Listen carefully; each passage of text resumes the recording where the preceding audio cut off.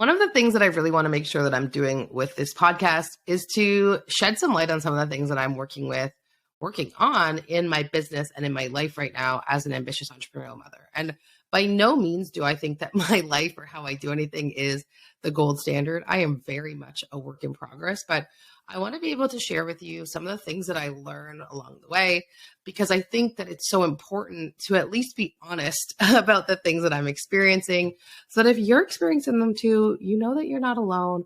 Or maybe if you know someone else who's going through it, you can send them my way to give them this information and this love. But I want to share with you, give you a little update on where I'm at with my business and what's happening in my life, because I think there's a lot.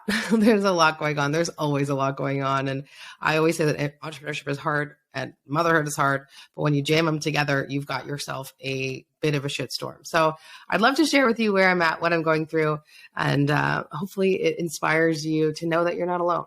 So, the biggest thing for me in my business right now has really been around building my personal brand. And as a introvert, I'm an ISTJ, if anyone has ever done the test, but I am an introvert. So I can be extroverted, but I'm truly an introvert. And so for me, building a personal brand is something that feels a little scary. I was a child that was regularly told that I talked too much and to be less. And over the last few years, I've really undone a lot of those internal stories around taking up space and being able to show up as my authentic self. And I do think that becoming a mother really undoes a lot of the things that we dealt with as kids. And, whether you face them or not, or whether you enjoy it or not, I think there is nothing more powerful than facing your own stories than having children. If you have things that you have not dealt with as a human being, when you become a parent, they will show up for you with your kids. It's going to mirror whatever's showing up. And so my daughter has this big, bold, vivacious personality where she'll talk to anybody, and she's loud and she takes up space, and it is beautiful to watch. And it is highly triggering for me. And early on in her life, we would go into these spaces and she'd have this big energy and she'd be talking to strangers and dancing around and singing. And my inner child said to her, stop that. I never voiced it out loud. In my head, I was like, you go, girl, you do the things. But, it really did create a resistance in me to watch her thrive in this way that, I really wanted to thrive as a kid, but didn't have the space for. And so as I shift into this building my personal brand, I feel myself having the same trigger, this same contraction in my body that's like, well, why would anyone want to know what I have to say?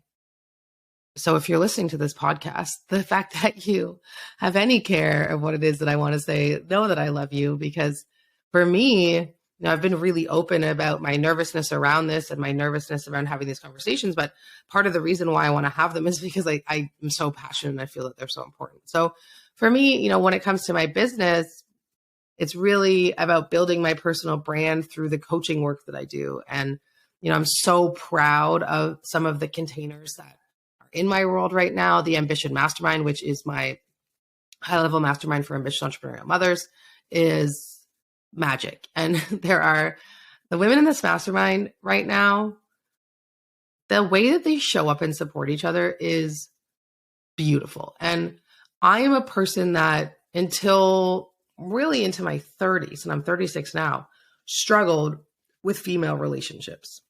I could probably do a whole episode on why that is, but my experience in female relationships hasn't always been super positive. And it's so magical for me to now watch the women in Ambition love each other the way that, I get to love the females in my world, but in a way that is so rarely seen. And I think that's what makes Mastermind so powerful, but also this united sense of what motherhood is. And there are women in this mastermind that are at varying stages in their business. There are 7-figure earners in there. There are multi 6-figure earners in there. There are people that are in slightly early stages of their business, but the experience, the lived experience of being a mother and an entrepreneur is the same.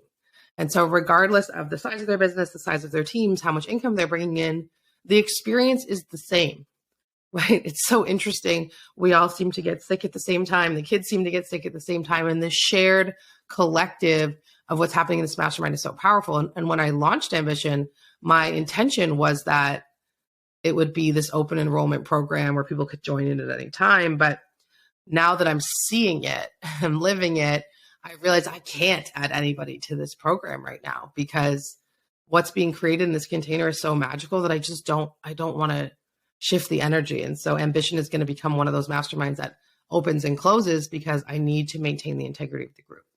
And so I think for me, candidly, to be a person that's creating space for other women when I used to struggle with female relationships so much, feels like a bit of a full circle moment.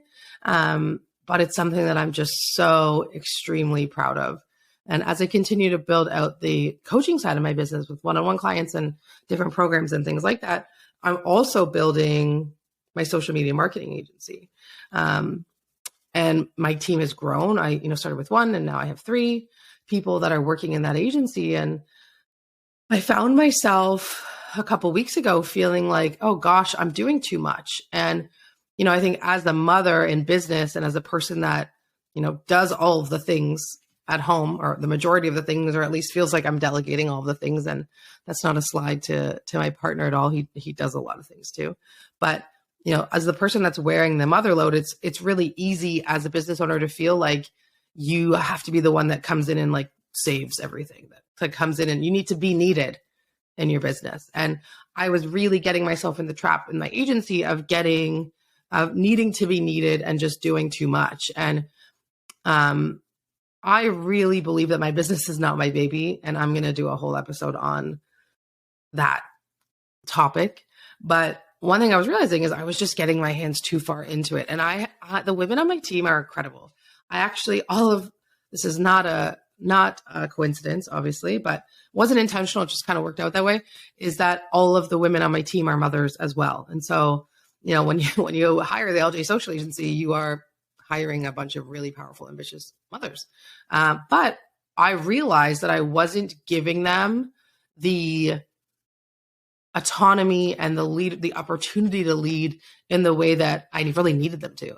It wasn't their fault. It was mine. And so as a leader, I had to say to them, hey, permission to drive here. Don't, lean on me for everything, which is so hard to do as a mother, right? When you control so many aspects of your life, I had to basically say to them, hey, I need you to do more. And not because you're not doing enough. It's because I haven't given you the ability to do enough yet. And so that conversation, that realization that I don't need to be needed and that I need to drop that was really powerful for me in the agency, because now my team knows like, hey, I'm not waiting for Laura for this. I'm driving the bus on this, and things are happening behind the scenes, and that without me, which is, I'm still working on making that happen in my household, but in my business, that's incredible. And so I feel like that's a really big win that I'm working on right now, is not needing to be needed,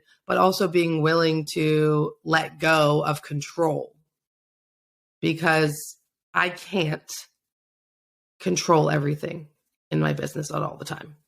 And when I'm bringing in people onto my team, I need to allow them to do their jobs. Me trying to control everything results in me burning out and me being tired and me not taking care of my physical health and not pouring into my relationship. And so, that's been a really big shift for me. And so if you're in a place in your business where you have team and you feel like, I'm still doing too much, I would really encourage you to outsource more of those things. I want you to remember that if you're bringing in people and you don't trust them, you have the wrong people. But if you're bringing in people to do work for you, let them do the work. And one thing that I've learned over the last few months is like, I need to give people as much leash as possible. Start with as much leash as you want, and then we'll start pulling it in if we have to. But I'm really learning that I need to trust in the process, and because I can't do it all. And we've talked about outsourcing quite a few times, but needing to outsource certain elements of my business in order to exist has been really important. And so that's a lesson that I'm having in my business right now. And the other thing that I'm really working through is simplifying my offer suite in my coaching business, how I want to show up, simplifying my sales process, simplifying my lead generation. Up until this year, my business has been a lot of trial and error. It's been a lot of, I'll try this and see how it goes. And sometimes it doesn't go so well.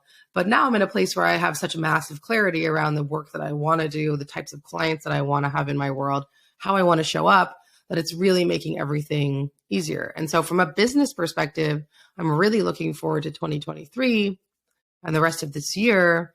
And we'll definitely be continuing to create episodes like this so that you can kind of follow along with my journey. So that's really what's happening for me on the business side. And I think that, like motherhood, business is a series of trial and error. And I will continue to try things. But for me, creating more simplicity is better, because what's happening for me on the personal side feels really chaotic. And I'm at this stage where, for the first time in my business, I think really ever as an entrepreneur, I'm in a place where I feel I really have a true no rush energy about my future.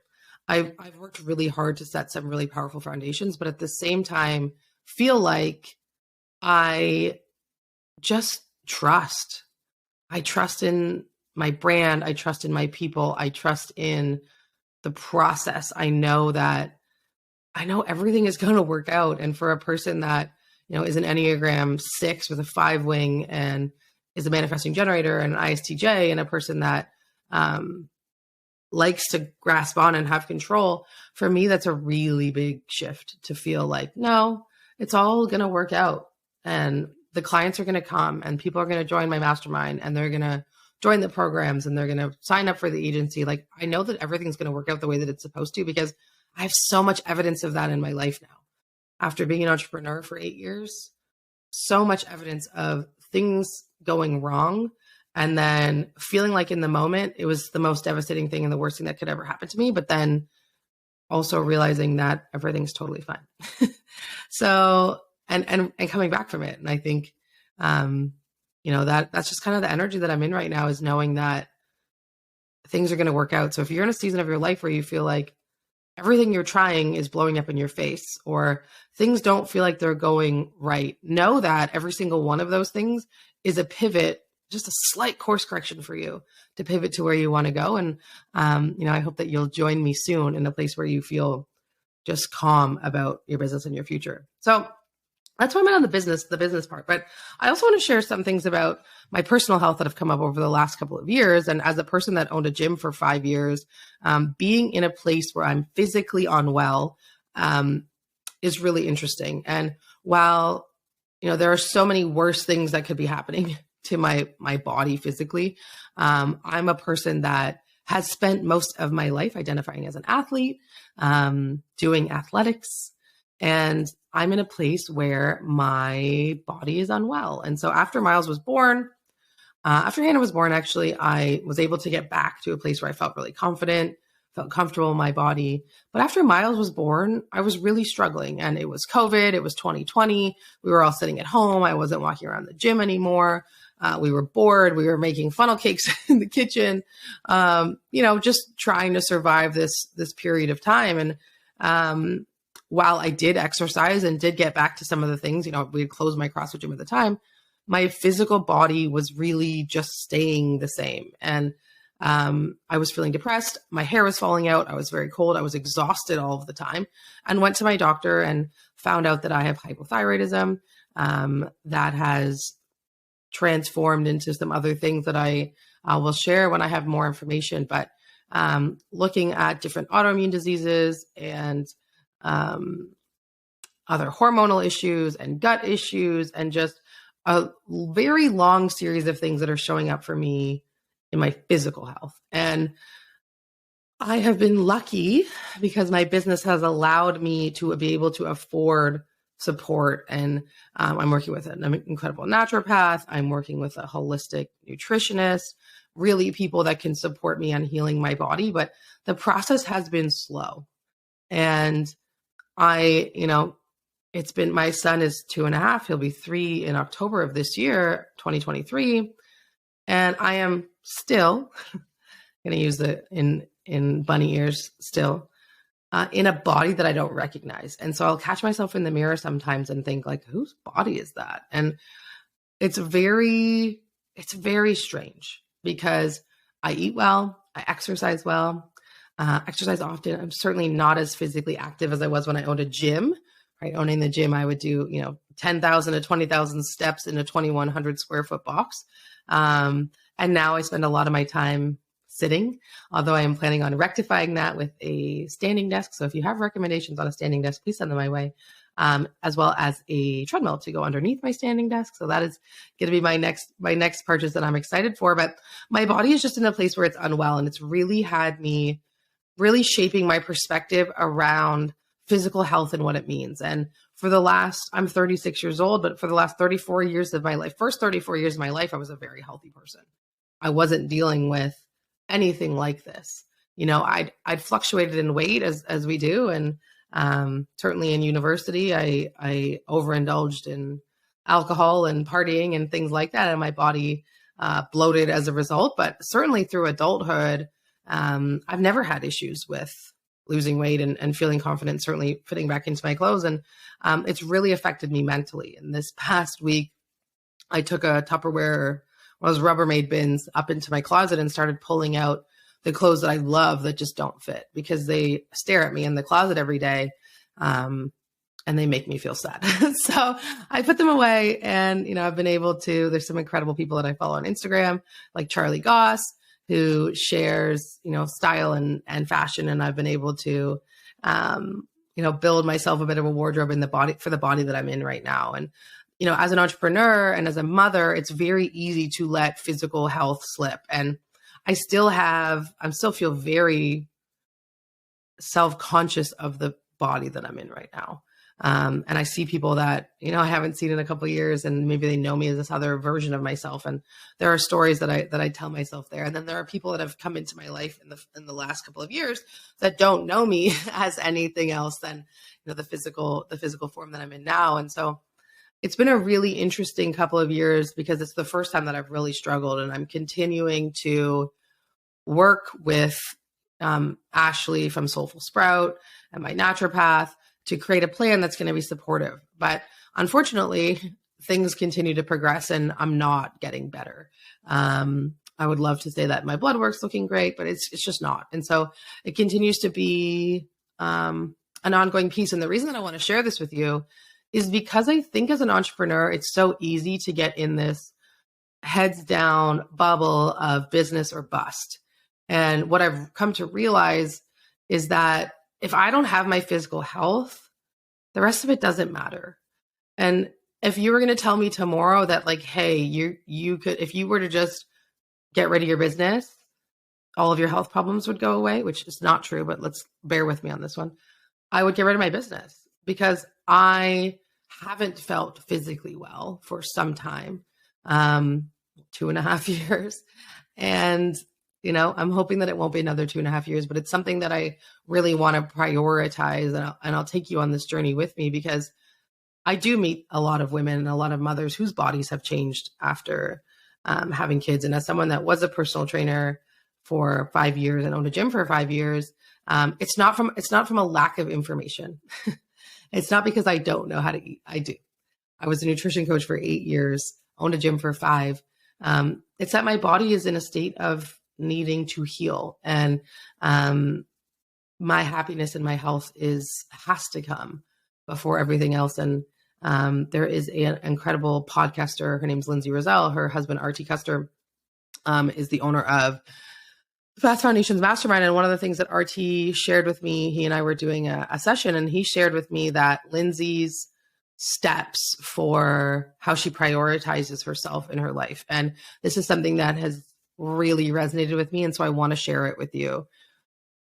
The number one thing in her life is herself, because taking care of herself has to come first. Because if you don't take care of yourself, you can't show up for anybody else. And this is very true for me. I cannot pour from the proverbial empty cup. If my cup is empty, I don't have anything for anyone else.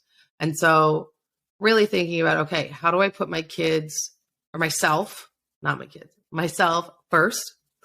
And then next is my partner. How do I put my partner second? Because at the end of the day, in 18 years when my kids move out, or 25 if we continue with this current economy, all I have left is my partner, right? And if I don't continue, or we don't continue to foster that relationship, there isn't going to be anything left. And so how do I make space for my partner? And this is definitely a conversation I'm going to continue to have in future episodes. Third is my children, right? Priority number 3 is my children. And then 4 is my business. So self, partner, kids, business as the order of priorities. And so I ask you, where are yours? How would you order what your priorities are now? And then what would you actually like them to be? And I will say that some days I do get that right. A lot of days I don't. And there's certain seasons, right? You have sick kids, all of a sudden, whoop, kids are at the top. But I'd love for you to really consider, where are you in that priority list? Where are you putting yourself? And for me, I am now being forced to put myself first because I can't not eat lunch. I can't not have healthy food in the home. I can't not exercise. I can't not move my body for my mental health, but also my physical health. And because if I continue to be sick, continue to get more sick, I won't be able to do any of this. I will not be able to hold space for the mastermind. I will not hold space for my clients. I will not be able to grow my business. I will not be a present and loving mother. I will just be a person that continues to be exhausted and unwell. So my encouragement to you is to think about your priorities. If you like this episode, if you enjoyed this, if you want to hear more about behind the scenes of my business, I'd love for you to send me a DM on Instagram if you found this to be helpful. If you're like, hey, Laura, I appreciate this life update, but maybe save that for somewhere else. That's cool. You can send me that too. I am not offended, but I hope that this little glimpse into what I'm working on and the things that are coming up for me has been helpful for you, shed some light on what's going on in my day. And I'll continue to make these episodes if you enjoyed them. But otherwise, I am so grateful for you, and I will see you in the next one.